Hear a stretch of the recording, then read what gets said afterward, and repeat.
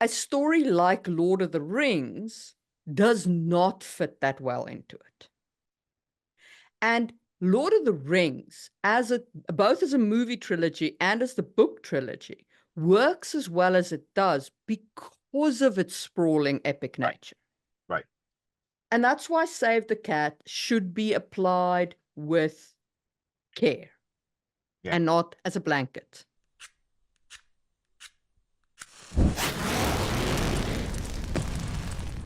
Releasing your inner dragon.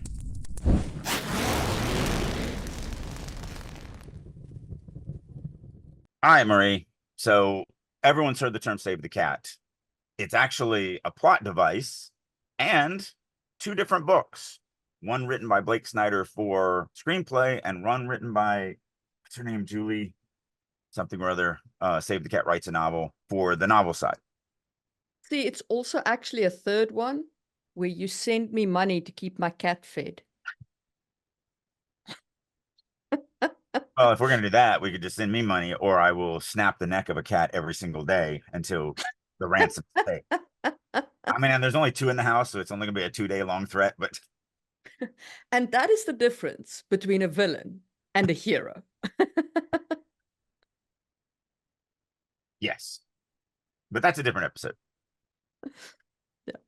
So Save the Cat consists of a very structured storytelling mechanic that started in the movie industry, right? As you said, it's Blake Snyder's Blake Snyder's book. Why is it called Save the Cat? Well, that is a plot device term, where, and it's from the movie industry, I'm pretty sure, but it's where you're afraid that the character is not likable.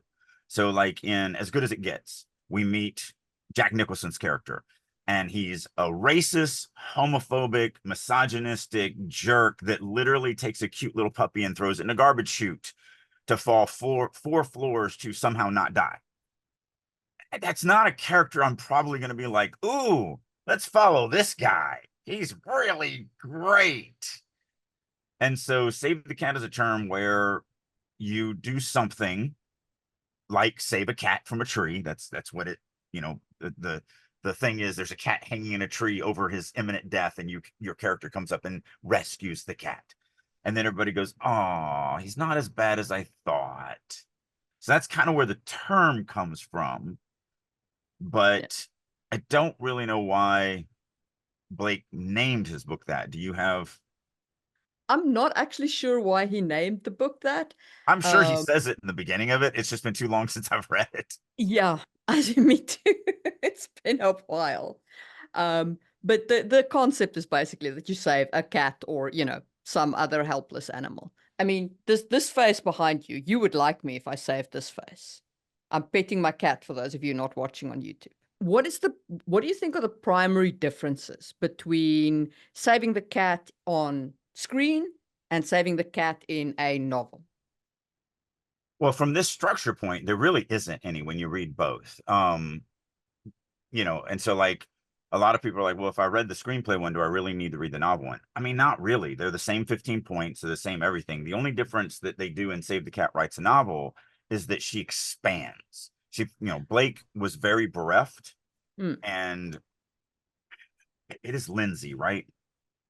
Well, I think that in that expansion is actually where she puts her finger on the actual difference, right? Because in and of itself, a novel has more space Jessica. than a script. Okay, so the Save the Cat beats fits very well into a script, and we'll talk a little bit later about places where Save the Cat really shines as a story structure, but it is very good for fitting into a given timeline because it is very much like this, one against the other. But in a novel, you've got more space for internalization, obviously, because you can have the inner monologue, you can have the narrative voice, you can have more length and so on. And your pacing is different from a movie. So you can do your beats in a slightly different way because you have more, you can sprawl a little more than a movie would allow you to do. So that for me is the main difference between Save the Cat in a book and Save the Cat in a movie. Yeah. And Jessica Brody, I don't know where I got Lindsay from. So just want to correct myself and edit that. So Yeah. Jessica Brody's the one who wrote Save the Cat, writes a novel. She did it off of Blake Snyder's Save the Cat book. She was actually, if I remember correctly, she was a student of his, and you know, so she had a personal connection with him, which is why after he passed, I want to say, if I'm getting the story right, I could be wrong. You can correct me in the comments. But I think after Blake passed, she asked for permission to write an expanded version of it for novelists. Because she's got, I'm pretty sure she has over 20 novels written and all of that. Whereas Blake was a movie script writer. So I think that's the history of it. Again, it's been a minute since I should say I've had cancer since I've read both of these books. So it's been a little while. Yep. But yeah, so like I'm sure somewhere in there, and I've got both of them right over there. I was actually thinking about pausing the video and getting them going and getting them, but I'm pretty sure somewhere in the beginning of it, Blake explained kind of like why he named it Save the Cat. But really what they are, and they both go off of 15 points. Yep. And they're 15 points that are structurally sound, that you're going to find in a lot of stories. But I want to talk about, there's two things. One, we want to talk about like what they're really good for. But before then, I kind of want to talk about a cautionary tale. Maybe we should just list the 15 points. Well, I'm saying before we even get into that. Okay, sure. I kind of want to talk about a cautionary tale, and then I think it'll dovetail well into what you want to talk about as far as like what Save the Cat really shines in. And then we'll get into the 15 points and break them down. So there's a danger in stuff like this, in my opinion, that I see. I mean, I've worked with writers every single week, obviously in the writer's room, or I just finished my tour at Comic-Con and Gen Con where I was teaching classes. There is a class of people that look for shortcuts. You know, so they look for, oh, if I just had a system, if I just had a step-by-step system, then I could easily write a novel and easily become a New York Times bestseller and easily get my name as a household name and easily make millions of dollars and easily, you know, live the life of luxury. And most of the time, those people fail more times than not, because there is no step-by-step system. There is no easy way. There is no... stories don't work that way. And here's the thing that I want to say. If you do that, if you're like, oh, I'm looking for the easy step, so I'm going to take shortcuts by using this step or using that step or whatever, using this formula, then your story is going to show that you took shortcuts. The reader is going to feel that you took those shortcuts, and they're not going to be impacted at the level that they should be. So, you know, and man, you've said this all the time on this podcast about different things. All of these things are resources. They are great tools. I mean, Save the Cat writes a novel, Save the Cat, not the Save the Cat's writes a novel, but just Save the Cat itself is one of only 2 books that I recommend outside of the books that I've written. Because it really did impact me. It was one of the first books on structure that I read 25 years ago or whatever it was, maybe even longer than that. It had a profound impact on how I think about stories. I still use it to this day, although I don't use the 15 steps. I use, and for those that listen to the podcast, you've definitely heard me go through like the 5 or 6 points that you need, and then you pretty much can fill in the blanks from there. And so I do think it's a brilliant reference. But if you don't use this stuff as... So storytelling is about this. It's about learning stuff and then incorporating them into a larger cloud of information that you can draw from as you need them, when you need them. There is no steps. It's filling your head with all of these steps from all of these different structures that are like, oh, I've got this method, I've got that method, you know, my method, your method, and then creating your own method on the fly individually for each story. Because that's the other thing is, I might use certain aspects of Save the Cat for writing one story, and then not those same aspects for a different story, because it just doesn't work. It doesn't fit. Everything is so unique to each story that the reason why you want to study this stuff is so that you have this massive toolbox. And so that as you're building a story, you can go, oh, the tool, step 3 tool from Save the Cat would really help me here. But step 17 from the 25 basic plot points is going to really help me here. And like, you can just grab all these tools and you can use them to build your story. But then the next story, you're going to use different. It's going to be in a different order. You're going to use different tools from different spots. And so I just want to start off by saying that, because we are going to go into depth about Save the Cat. There's some serious weak points to it, in my opinion. Yeah, I mean, I just kind of want to start there. Yeah. And I think that leads well to what your point is, which is Save the Cat, if you're going to use it exactly, it really is designed for a very specific purpose. So the places where I think Save the Cat works really well. So firstly, obviously, it works really well for screenplays. Okay. The reason why it works really well for screenplays is because it doesn't let you deviate too far into like too far off plot. Okay. And screenplays are limited. They have to fit into 2 hours of movie time, right? 90 minutes Which means really that what you're shooting for. Yeah, which means that your word count is severely limited. About Okay. 20,000 words or less. Yeah.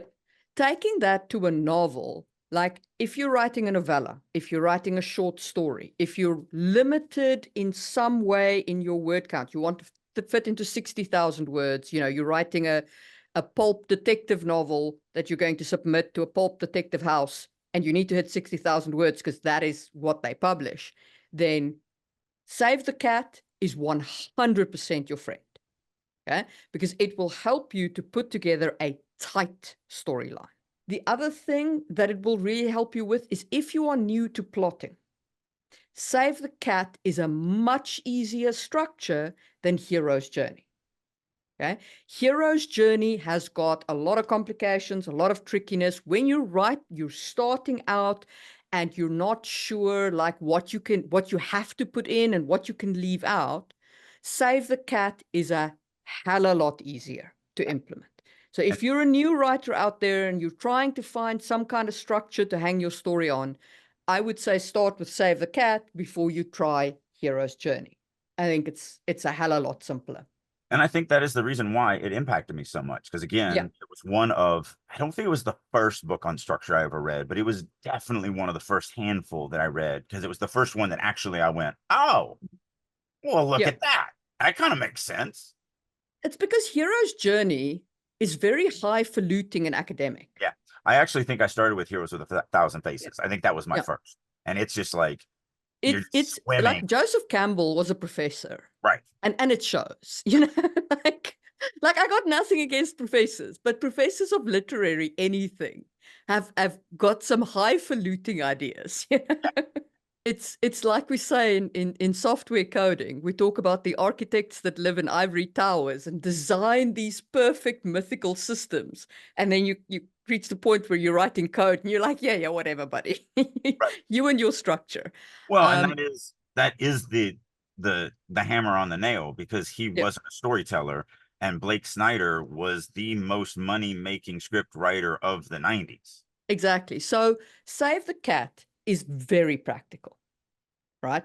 So, and it is a lot easier to understand. And once you understand Save the Cat, it is a lot easier to then understand Hero's Journey, because now you're not struggling with understanding the basics. It's like learning to drive a car.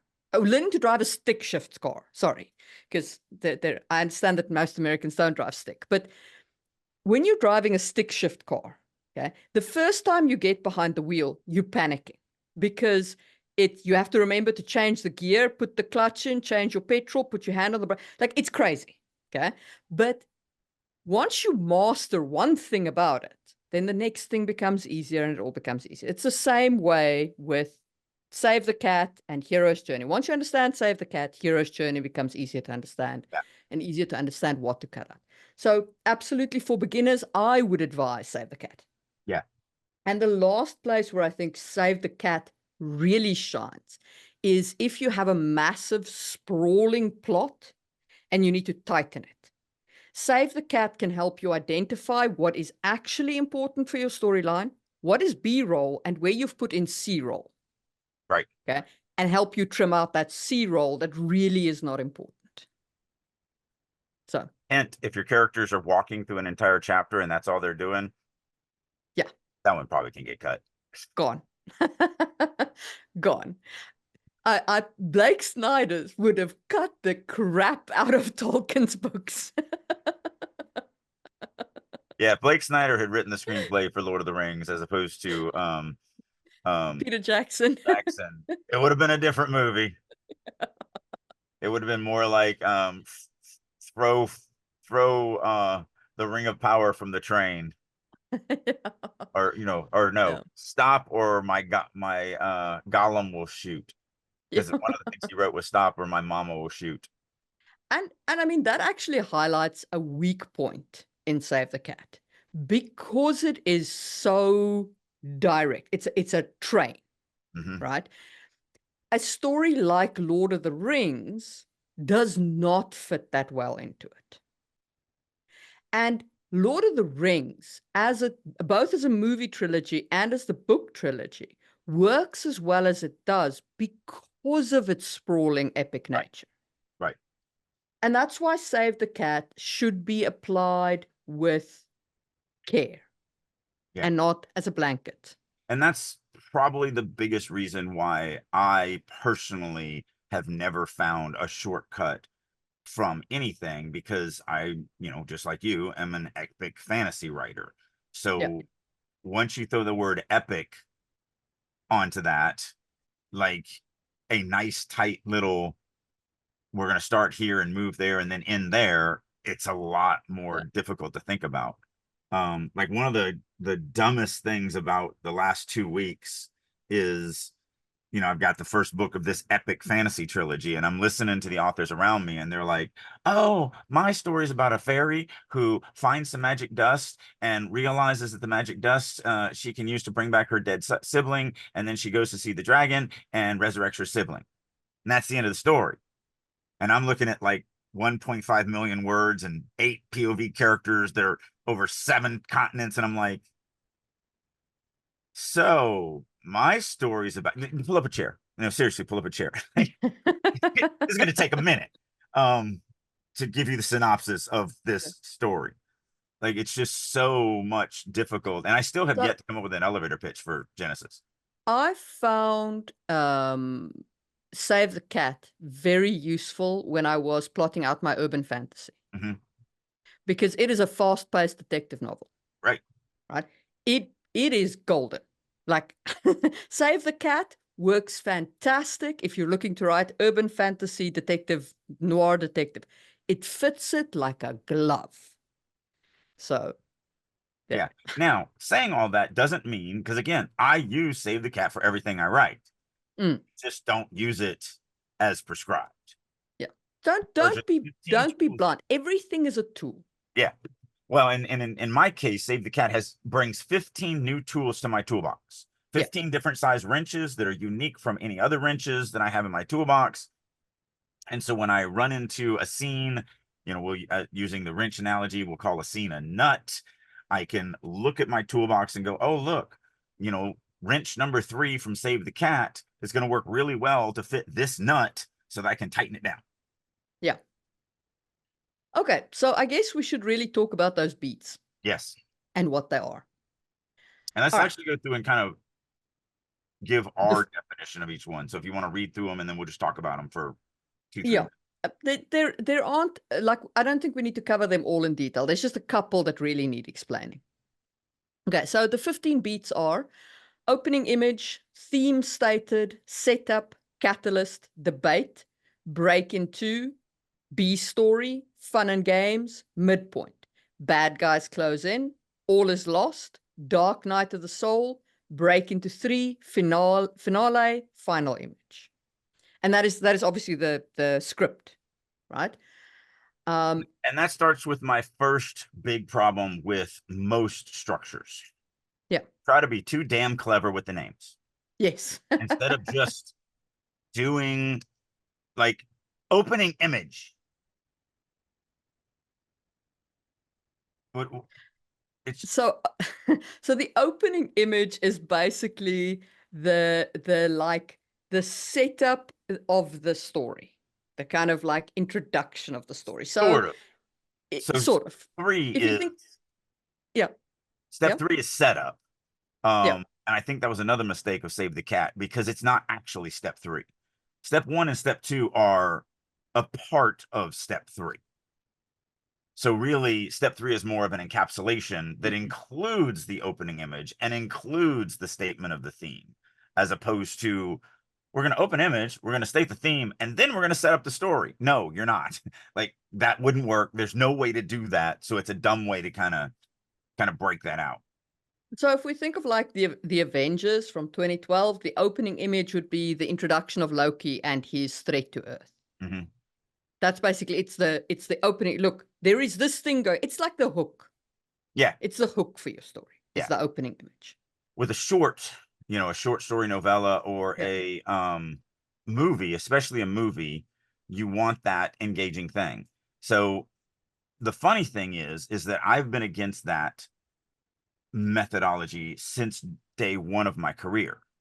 I've told the story about Patrick Labruto Yeah. and not wanting me to write the novel the way I did it.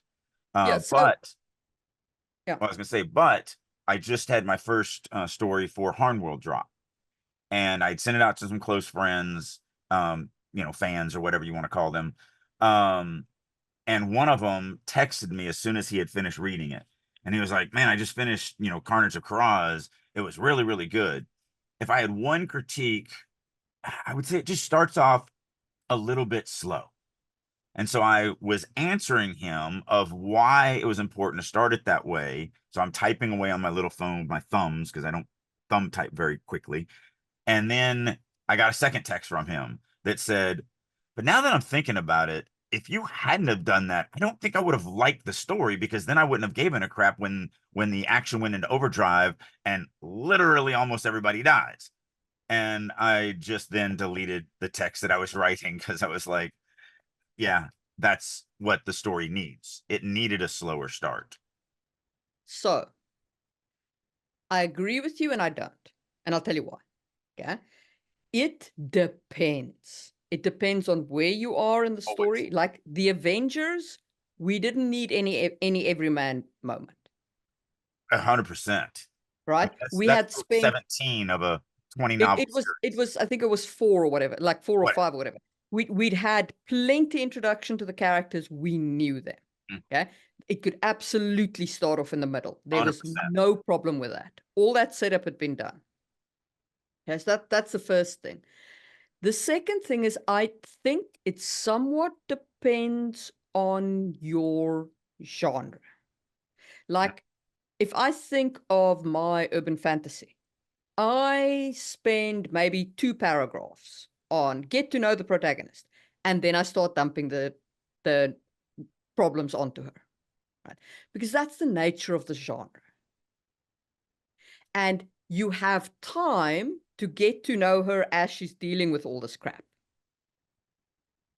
right? In the process of dealing with the crap. Right. So it depends on how much time you need to spend on that everyman. Now, the thing is, again, in epic fantasy, where you're in a fully secondary world, you're not just setting up the everyman character. You're also introducing a fully secondary world. And there, that is why Save the Cat falls a little flat there, because you need more time. Right. You need more time to introduce the world and everything around it. Right. Well, and I think there's one other thing to add to that. The difference between movie scripts and novels. Yes. The reason why novels will always be better than the movie is because in the novel, you are inside the character's head. You get to know their feelings, their thoughts, their motivations, their, everything about them. And in a movie, you are not in their head. You can't be in their head because that's not how the medium works. And so an opening image of, you know, a Loki meeting with, you know, whatever, I think it was Thanos. It's been a while, but whatever it was that he's meeting and going, you know, ha ha ha ha, we're going to do this thing and destroy all of Earth. Yeah. That works really well because then we get this big conflict, this big thing that's going to happen because we only have the visual medium in a movie.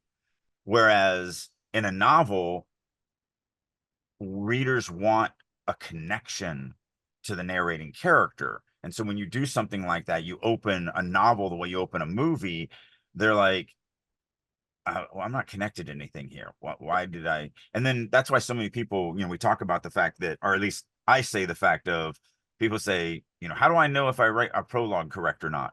And I always say, is the first chapter of your book titled prologue? Then you failed. Like, Yeah. it's pretty No, simple. I disagree with that point, I but know. we have had that discussion. Okay.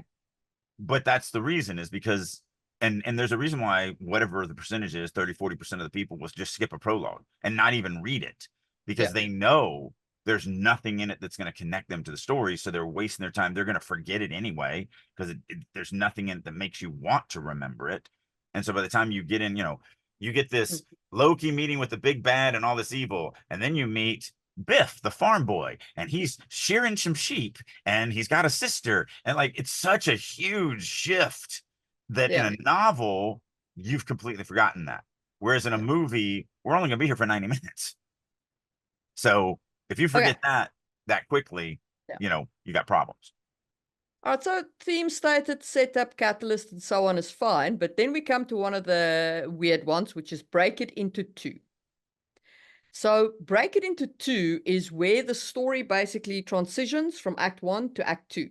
It's a major shift in the protagonist's journey. Basically, it is what Campbell says, like crossing the threshold. Crossing the threshold. And I hate the terms break into two and break into three, because when I first read those, I'm thinking, oh wait, this is the character shifting to a second? Is there two? No. It literally just means moving into Act 2. That's a very strong way of saying you're moving into Act 2. And you're moving into Act 3. Like, break into 3. Like, what? Though I hate those titles. Those are probably my least favorite of these 15 titles, because I think they're confusing and misleading. Yeah. So the B story is the secondary plot line that often intersects with a complementary plot line of the main storyline.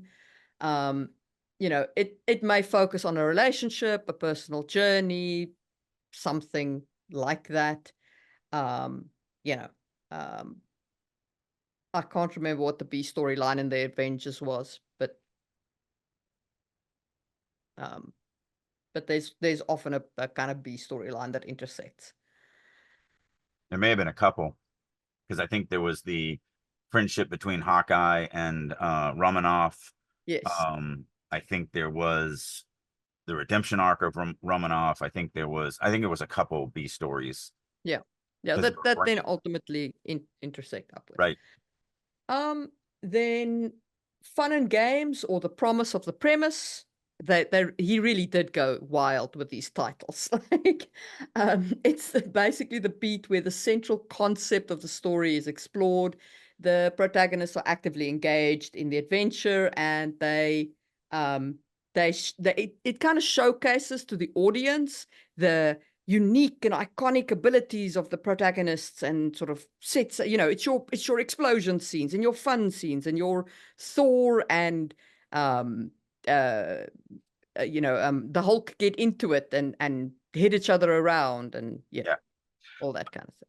This is my biggest problem with Save the Cat.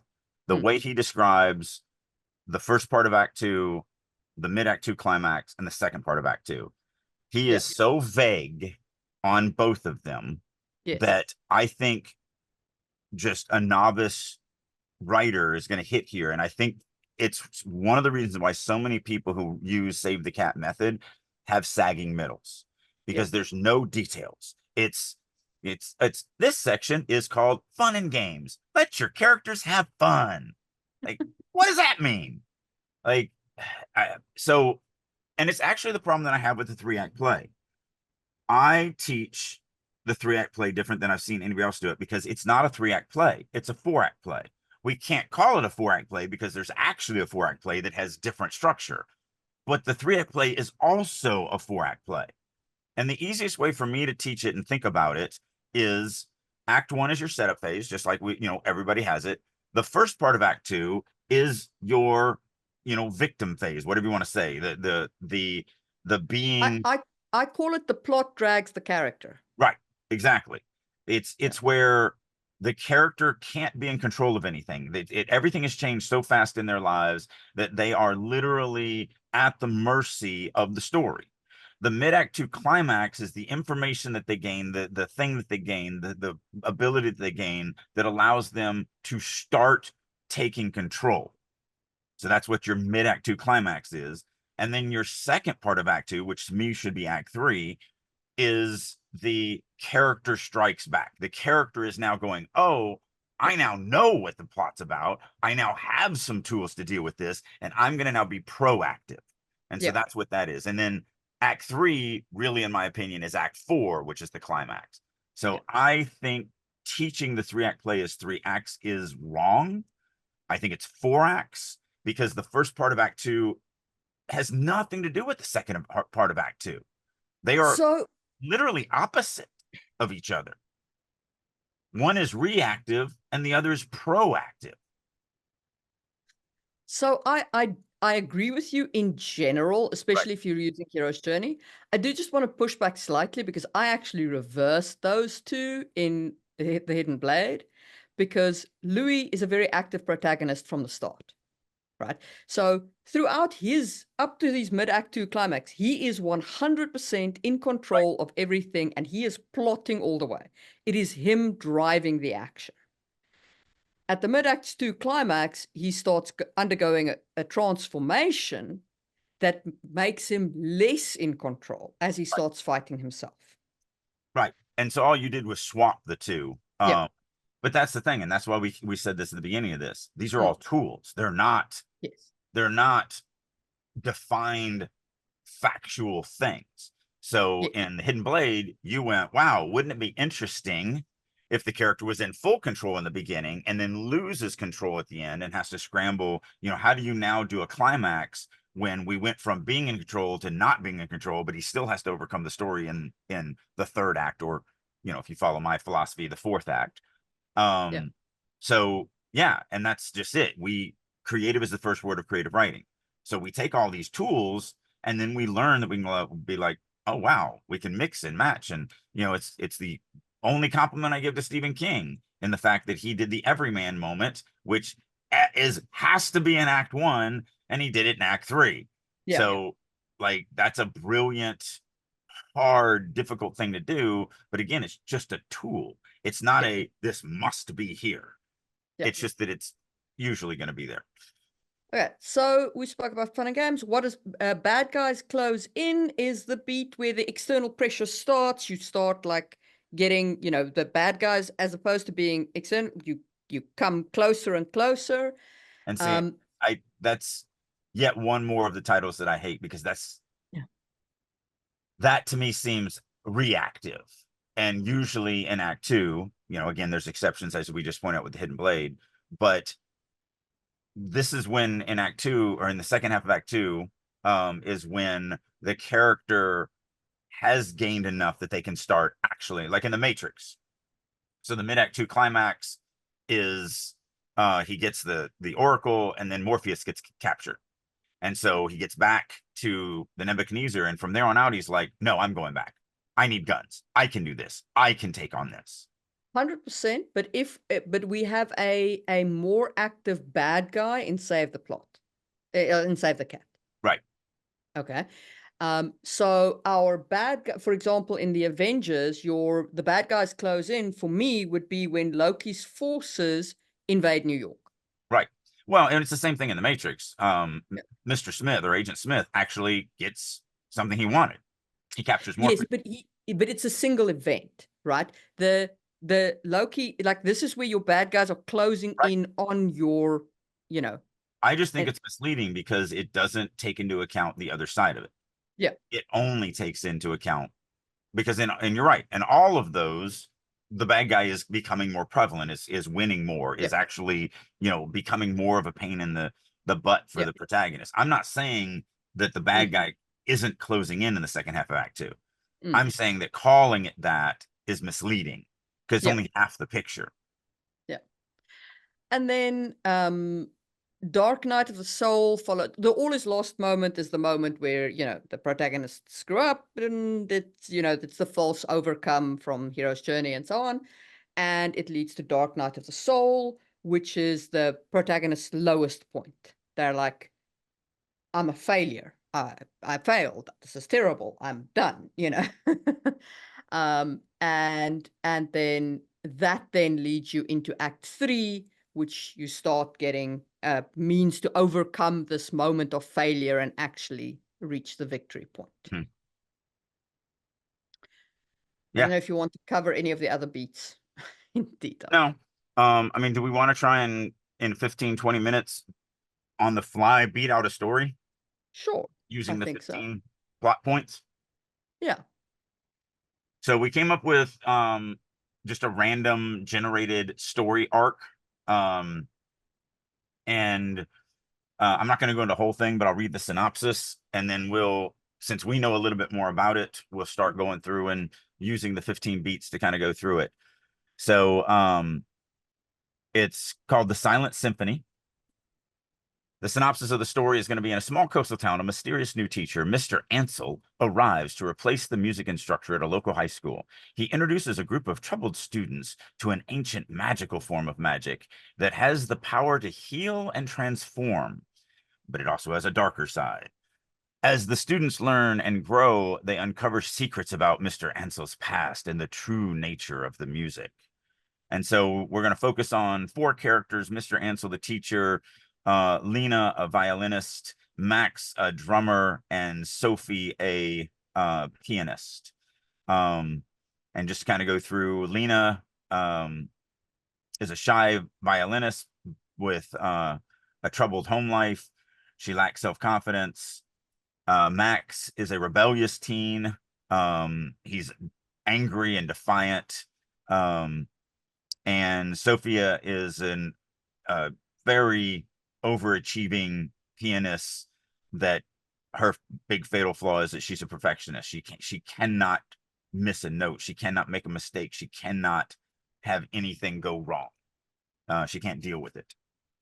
So if this is the story we're telling, let's kind of go through the 15 points, see if we can do it in 20, 25 minutes, and all right. beat out a Save the Cat story for this. And see if we can beat out a Steve the Cat story for this. And we're doing this on the fly. We have no idea. We had a couple ideas that we talked about, and we have no idea where we're going with this. So we're just going to start shooting through it. Opening image. So I think that our opening image here, given that we need something that kind of hooks the reader into, you know, well, let's actually be traditional for this. Yeah. So, like my idea, and I didn't mean to cut you off, but my idea would be a dark room with some dark demon-looking creatures, and they're talking about how one of theirs has escaped and they must be found and punished because they're not doing their thing or something like that. I mean, I have no, we have that one twist that me and you know about, and so I'm kind of playing off of that. So I like the idea of the conversation of like a council. I think that instead of having like demons or whatever, we set it in like a forest, like a kind of fairy forest idea, right?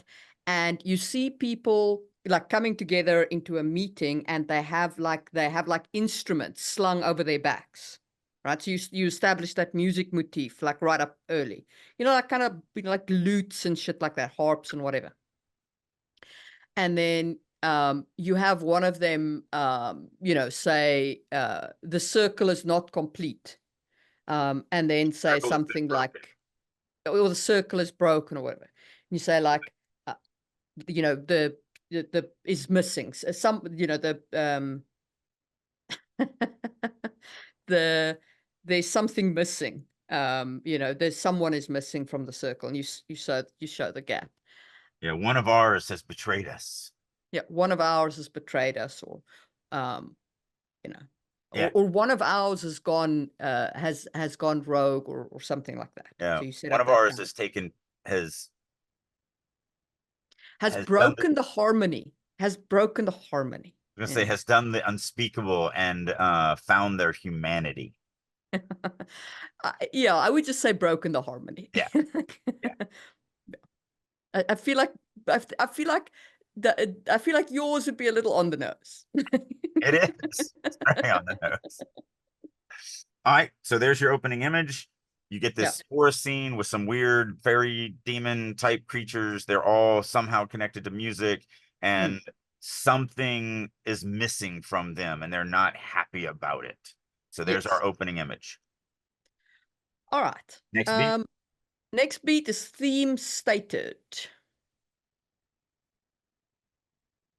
So usually this isn't the main character, or whatever. So what I would probably think about is we have our 5 characters. We'd probably need to pick a protagonist. So is it going to be the shy violinist, the angry drummer, or the perfectionist pianist? And again, in movies, we don't actually have POVs, but we still have a focal kind of character. I feel like our best character for this might be Lena and Max together. They seem like the two who would end up in trouble or in some kind of detention or something like that. You know, given their flaws. So probably we open it up. They're at band practice or music class or whatever. These 2, Lena and Max, are kind of off to the side. Sophie is completely isolated because who could stand being around her when she doesn't tolerate any type of mistakes whatsoever? So you'd have a normal class of kids that seem like, you know, they're well adjusted. You have 2 off to the side, and then one of the randos, one of the red shirts, would say something like, you know, whatever the theme we're going to be playing with in here, which is probably something about. I thought music was supposed to make people more chill and then stare significantly at Sophie. Right. Or and then somebody else can say, not her. She just bit my head off again. Yeah. So something like that. That's usually what the theme stated is just that somewhere in the beginning we throw in a line that is going to state, oh, okay, so this is kind of what they're playing with. So we're playing with a journey of self-discovery.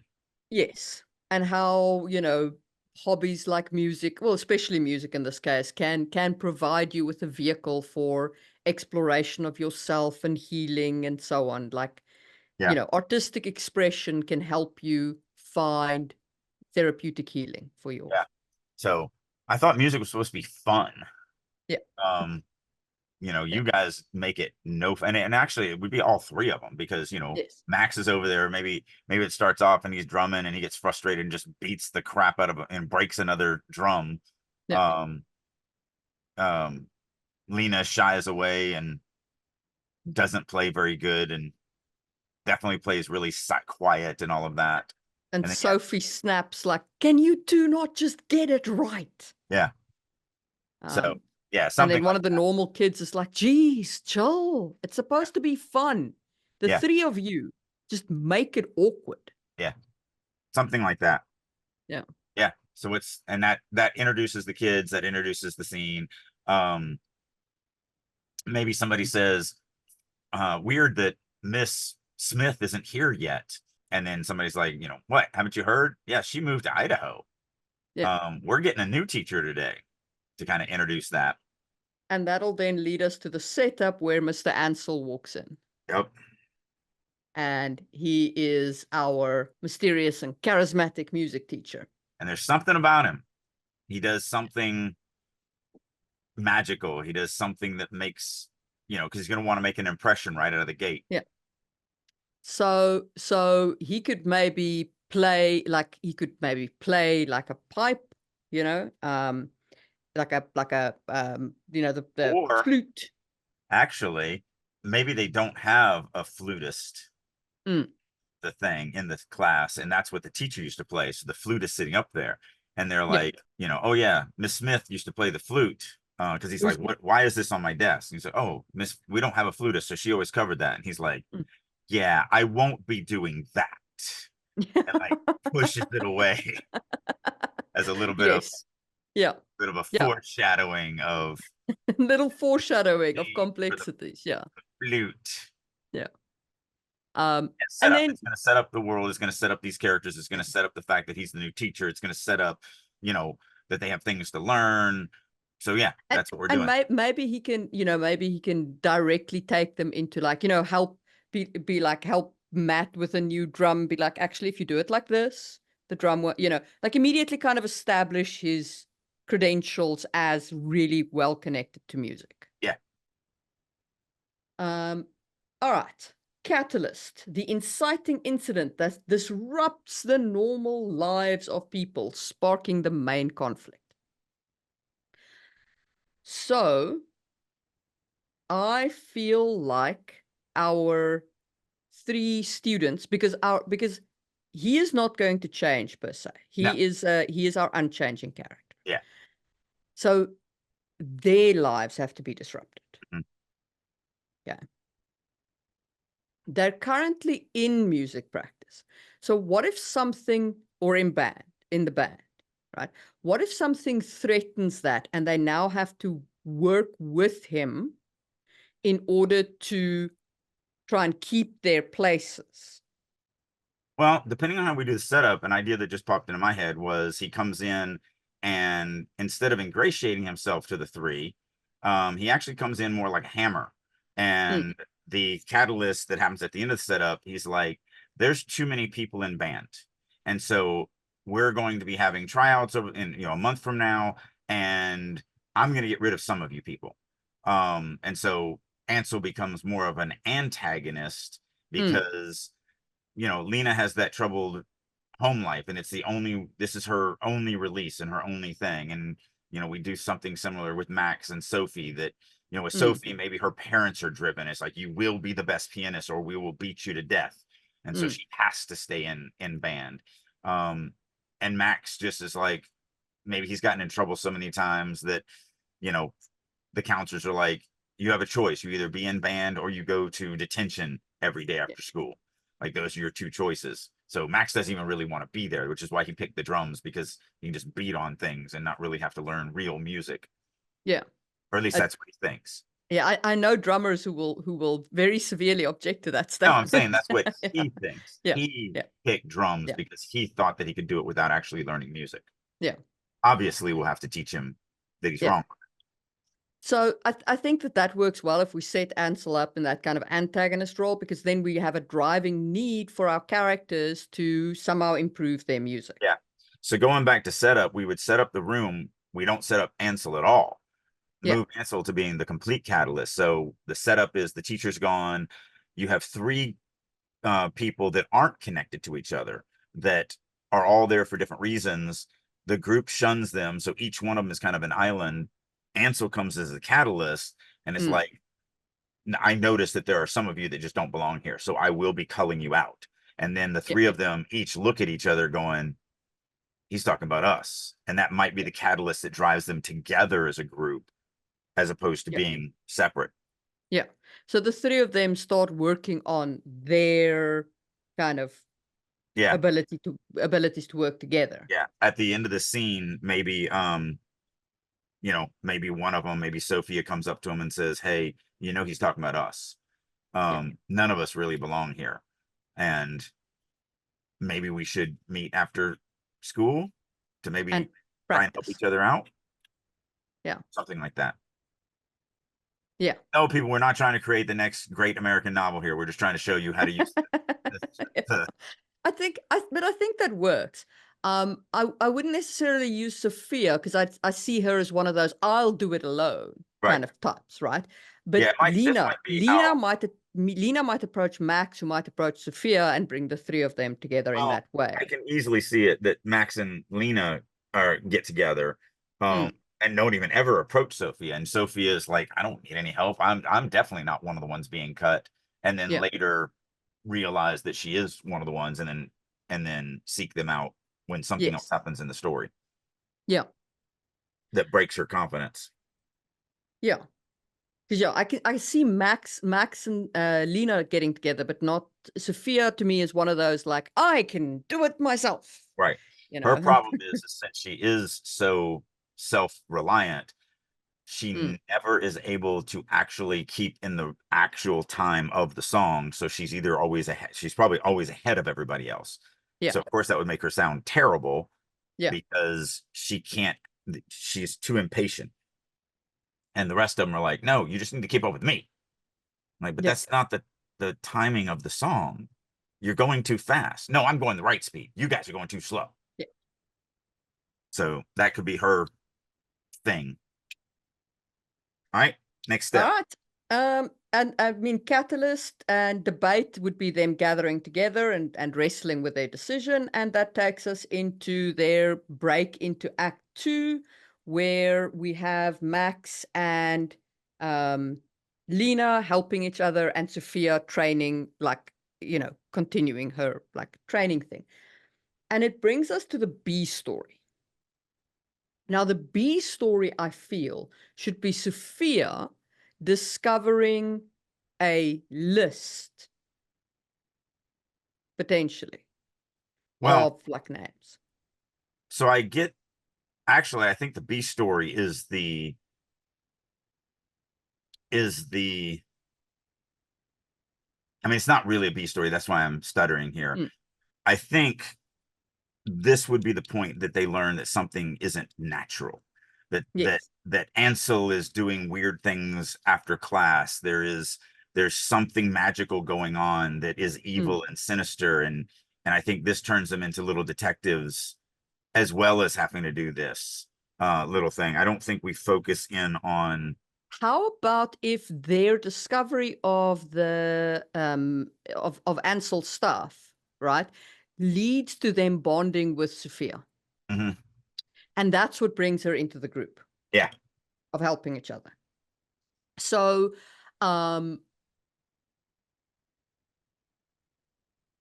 they could see him do something with the instruments, or maybe that drum that Max broke up in scene 1 and set up scene.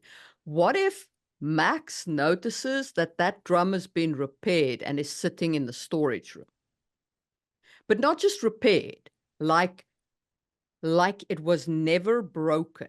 Yeah. And he's like, but I know that you can't do that. Because he's like, what's, they're like, what's the problem? They just replaced the drum head. And he's like, no, this is the same mark that I made before I broke this is the same drum head. Yeah. That's impossible. They can't fix a break in it. It's just, they just replace it. No, that's a mark that I put in it. The tear went right through that. Yeah. So, and then like he could convince Lena, and Sophie, maybe Sophie is starting to pick up like something weird is going on with her piano or something like that. Yeah. Because we're now in the kind of B story fun and games area. So Sophie needs to, I think, have something going on that leads her to intersect with the investigation. Yes? They break into a musical and everybody dances and it's all choreographed. And no, just kidding. That would never ruin a story like if. Anyway, go ahead.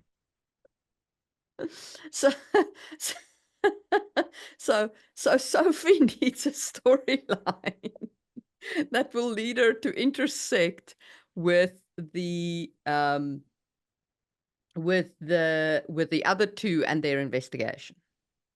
Potentially something with her piano, or with her, maybe her parents invite Mr. Ansel over for like dinner or whatever, and she sees something like at dinner, or she sees something when he's leaving. Yeah. So again, these aren't B story, but these are the things that would happen in fun and Yeah. game. You have to introduce the B stories would be their more than likely their personal lives. Yeah. So Lena's trouble with her parents. Maybe they're divorced and fighting and using her as a pawn between them. Yes. You know, maybe Max's dad is an alcoholic and he's a single dad and just doesn't want to be. And so there's that. And then Sophia's parents are just these overbearing whatever. So those would be the B stories that we would be introducing here. Yeah. All right. So what does Sophie see? Okay, so we can come back to what Sophie sees that leads her Yeah. to this. Yeah, But because we're not then going to work out the exact story. We're just kind of, Yeah. I just want to fill in the B. Yeah. So what's after B story? Well, we've done fun and games, and then it's basically the midpoint. Because all of this is fun and games. All of this discovery is fun and games, right? Right. The midpoint, I feel, should be the three of them intersecting. Yeah. So their investigations, they're all three now having, they're now investigating him, and they Actually, find that's a good idea. We were trying to look for ways to connect them or whatever. Yeah. It could be the break into two and the fun and games is each one of them are islands still. Sure, maybe Lena and Max are like, we should probably work together or whatever. But each one of them have something happen, like Max discovers the drum, Sophia discovers something about the piano, Lena just, whatever. And they each start independent investigations that lead them to a place where they all like, why are you here at 2 o'clock in the morning? Why are you here? Why are you here? Exactly. And then they start comparing notes and they're like, okay, that's weird. This is what happened to me that was weird. This is what happened to you that was weird. Okay, well, I mean, it looks like we're all thinking the same thing. And that could be there is something wrong with Mr. Ansel. Like, yeah. And so that then leads us. That's a good midpoint because they gain information that they didn't have that lets them see the bigger picture. Yeah. So now they're all like, okay, so definitely there's something wrong with Mr. Ansel. There's weird, freaky stuff going on. So we need to like. That's 2. Listen, you're all American, right? You have weird like issues. Hey, I'm a freaking sailor outside of this podcast. So, if I can curb my foul mouth for an hour and a half. I come from a society where men and women sauna together naked. Right. Okay. Your head just exploded, didn't it? I was just like, and that has something to do with cussing how? Things that bother you less. Oh, right. Okay. Yeah, we're not talking about nudity. So, midpoint, bad guys closing. So here is where, like in our parlance, the protagonists start dragging the story, but also like in Save the Cat, we have the actual kind of Mr. Ansel becomes aware of their investigation and now starts actually like blocking them. And maybe he does actually kick them off the band. Maybe. Well, he's definitely doing it not to get them off of his case, but because we would also have the council rearing its head. And so what he's actually doing is trying to save them. Yes. But they don't know this. They just think he's the antagonist, when in actuality, some of these things that they've been discovering are not necessarily coming from him. They're coming from the council, who's closing in on Ansel to kill him or return him back to the council, or whatever it is, whatever the plot is that's going on with that. And so maybe they start being subject to kind of haunting music that tries to call them away and things like that. So there's definitely like focused attention on them now, because they've started discovering stuff that they're not supposed to know. Yep. And the audience and them are going to think it's Ansel at this point. Yes. Yeah. And then we come to All is Lost. So they then go and they try to confront Ansel because they are sure that he is the problem. And then he is not the problem. And by going to confront him, by dragging this all into the light, they've actually just opened the gates for the council's interference. Yep. And so they all get taken away, and that's when they would learn who Ansel actually is from their fairy tales and why he left it, because he could never forgive himself for his thing. So this is probably, so spoiler, this is where they would probably learn that he is the famed Pied Piper who was forced to drown a village full of children because they broke their contract, and he didn't want to do it, but fairies can't not follow the rules. And so they'd also find out that he's a fairy, and that he is run from his world so that he doesn't have to ever make a contract again, so he doesn't have to ever go down that path again.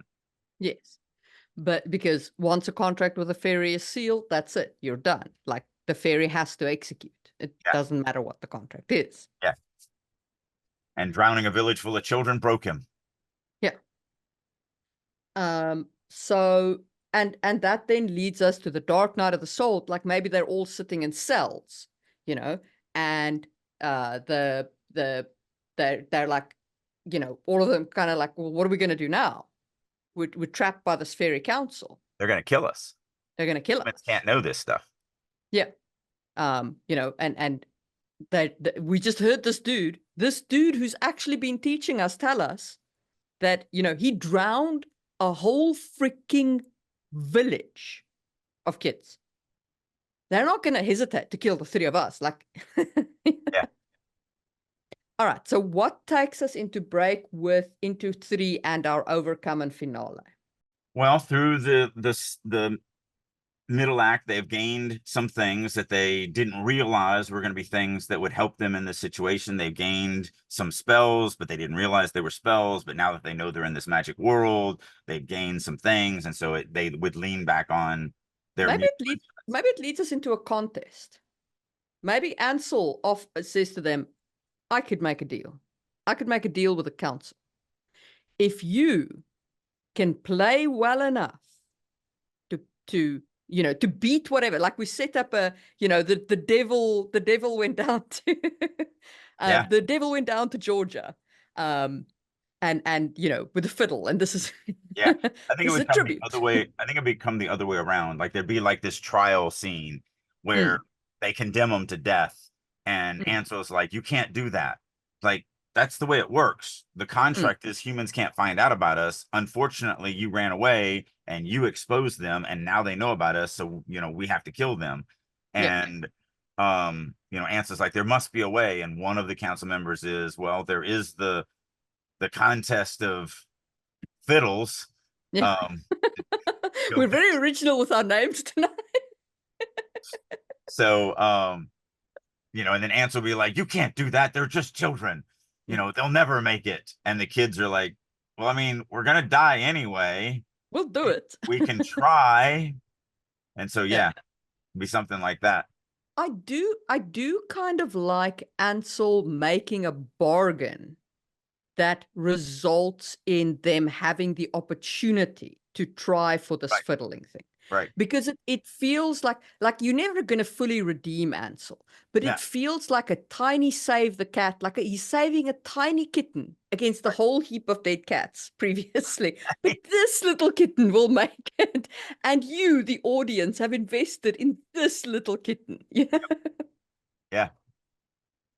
So I do like him making that as a bargain to allow them the opportunity. You know, maybe it's a bargain where he's like, well, I will pay for them. I will sponsor them. Right. To this contest. Yeah. So in that one, it would be they're condemned to death. You can't do that. They're just children. You know, the law's been broken. There's nothing we can do about it. And he says, but there's the challenge of the fiddles. Yeah. And they're like, they're human. They would need a sponsor. He's like, I will sponsor them. Well, yeah, they're human. They can't do it. They can't do it unless they have a sponsor. Yes. And then it's like, oh, those are in the rules. Damn you. Yeah. Damn you and your rule book knowledge. Yeah. And then the, you know, okay, so then they go through this challenge of the fiddles, you know, whatever that is, whether it's a contest or like an musical obstacle course or whatever the case is. And that then leads them to escape and so on. And then our final image, I feel like Ansel can, you know, basically pay the price of that sponsorship, with like he's taken on their mortality in order to sponsor them. And so he either actually becomes a music teacher, with a human mortal lifespan and no more fairy powers, or something like that. Yeah. Or if you want to go darker, like he dies because, Right. but, Yeah, that's like where my mind went first. But I kind of like the whole you lose your I immortality. like him getting a human mortal lifespan because I am at heart an optimist who loves good. I love me a good ending. I love me a optimistic ending. What are the beats after Break Into 3? It's basically the finale. Break Into 3, the finale, the final image. And then the final image would be obviously them going Yeah. to band class, and a mortal Mr. Ansel is there, and they have this shared, look between Moment. them for this thing that they went through, and then the three of them confidently play their instruments, as part of the band. And the credits would roll. Yeah. So there you go. We took a random crazy idea of the Pied Piper coming into a modern day high school, and without any plot. I mean, there's tons of holes in what we just did, but we literally just did it in 15, 20 minutes. So just to kind of show you, like, Blake Snyder's 15 steps works. Yeah. Now we would have to then now go through and figure out, okay, well, how do we do this and how do we that? There's still a lot of things to plot and prod and plan and figure out and strengthen and add new ideas and everything like that. But literally in 15 minutes now we have a beat that we took an idea, and we have everything from the time the movie opens up to the time we roll credits at the end. Yeah. And we have at least a path that the story is going to follow. And so there's your Save the Cat. I think that is a pretty solid story. Like in terms of it's a story I'd watch. And I think that is a good note on which to end this episode. Well, actually, there's a postscript. Oh, okay. We have a post-credit scene. Yes. If somebody is going to write that, the only thing we require is that we get if it gets made into a movie or a novel, it is based on an original idea from Drake and Marie from the Releasing Your Inner Dragon podcast. That's all we need. No payments necessary. Must be based on an original idea by us as a credit. This is CC. You can use it if you like it, but credit us. Credit us for the idea. That's the postscript. And now you can say your line. It's a good note on which to end this episode. We will see you soon for another one. Bye. Thank you for tuning in. This is Marie Mullaney, your co-host on this literary adventure. Our goal is to provide you with valuable insights and discussions on writing. If you believe in our mission, please like and subscribe our podcast.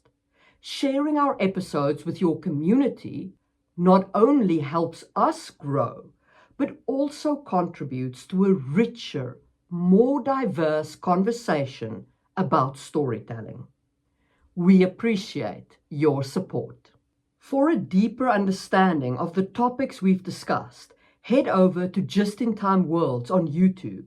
It is a treasure trove where fantasy meets history and science. Every Tuesday, you'll find new videos that delve into the intricacies of world building, drawing from our rich real-world history. Whether you're a writer, a role player, or just a fantasy enthusiast, Just in Time Worlds offers unique insights that will enrich your perspective. Check it out and join the journey of crafting incredible worlds. If you are ready to take your writing to the next level and work with a group of highly motivated, dedicated writers who are all working to not only improve their writing, but improve your writing, plus you get to work with me on a weekly basis, then I'll encourage you to check out writersroom.us. This is a website that I have created that I really wish I had 30 years ago. It's everything a writer needs to become a better writer. Not only do we do weekly critique sessions, both from other members as well as me, we have daily writing sessions, I do monthly classes, Q&As, we have activities, I do all sorts of learning exercises, such as I do a quarterly writing prompt contest, and just tons and tons and tons of things. So if you're ready to get serious about your writing and you want to actually finish that novel and have a chance of it being published, then I encourage you to head on over to the writer's room and join me there. And as a special promotion for listeners of Releasing Your Inner Dragon, I'll go one step more. If you would like to get 50% off for 3 months, reach out to me. There's a million ways you can do that. You can do it through starvingwriterstudio.com, drakeu.com, any of my social medias such as LinkedIn, Instagram, Facebook, X, whatever. Reach out to me, say that you would like to check out the writer's room for 50% off, and I will send you a link that will allow you to do just that. So hopefully you're ready to start getting serious about writing, and I'll see you in the writer's room.